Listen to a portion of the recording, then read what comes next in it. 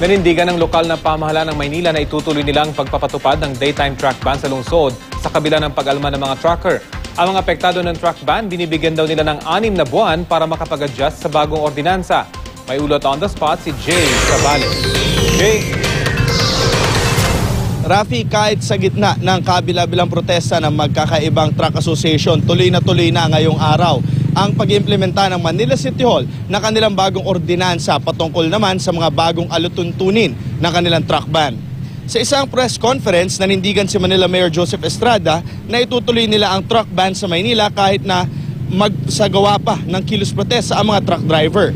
Pabor pa nga raw sa kanila ang pagkakaroon ng truck holiday dahil luluwang ang trapiko sa Maynila. Iginit nila na wala namang kinikita ang lokal na pamahalaan sa mga port sa Maynila. Pero dahil sa dami ng truck ang nahihirapan ay ang mga mamamayan ng Maynila.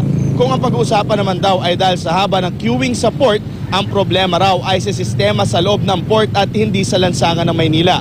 Sa pagtatala kasi ng Manila LGU, nasa 6,000 containerized trucks ang dumaraan sa kalsada na nakakapinsala sa 1.6 million nighttime population at 3.2 million daytime population ng lungsod.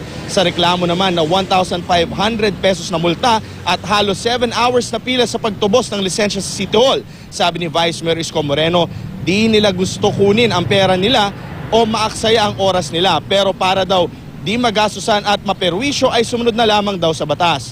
Ayon pa sa kanya, simula nang ipinagpatupad ang mga bagong batas trapiko sa Maynila at ang one miss policy ni ERAP ay takot na nga raw mangotong ang mga enforcer at umakyat na sa 11 million pesos ngayong February lang ang kita sa mga violation na dati-rati ay umaabot lamang sa 800,000 sa isang buwan. Binibigyan naman nila ng 6 na buwan na preparasyon ang mga stakeholder ng truck ban upang makapag-adjust. Base raw kasi sa pagpupulong ni Estrada, 6 na buwan ng palugid na ibinigay sa mga port sa SBMA at Batangas para maging fully operational. Ang Batangas Port daw kasi ang gagawing daanan ng mga kargo papunta sa timog na bahagi ng Luzon, habang sa SBMA naman ang dadaanan papunta sa hilagang bahagi ng Luzon.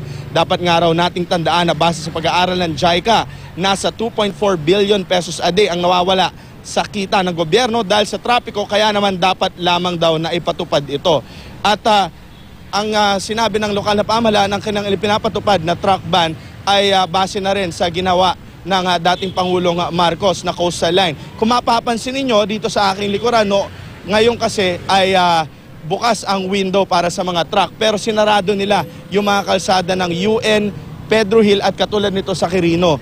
Bawal kumaliwa rito o mag-U-turn habang bukas ang window ng mga truck ban para naman daw tuloy-tuloy ang daloy ng mga trapiko rito. At ang U-turn lamang na pwedeng i-take dito ay yun doon sa may Vito Cruz area. At yan muna ang latest mula dito sa Maynila. Balik sa iyo, Rafi.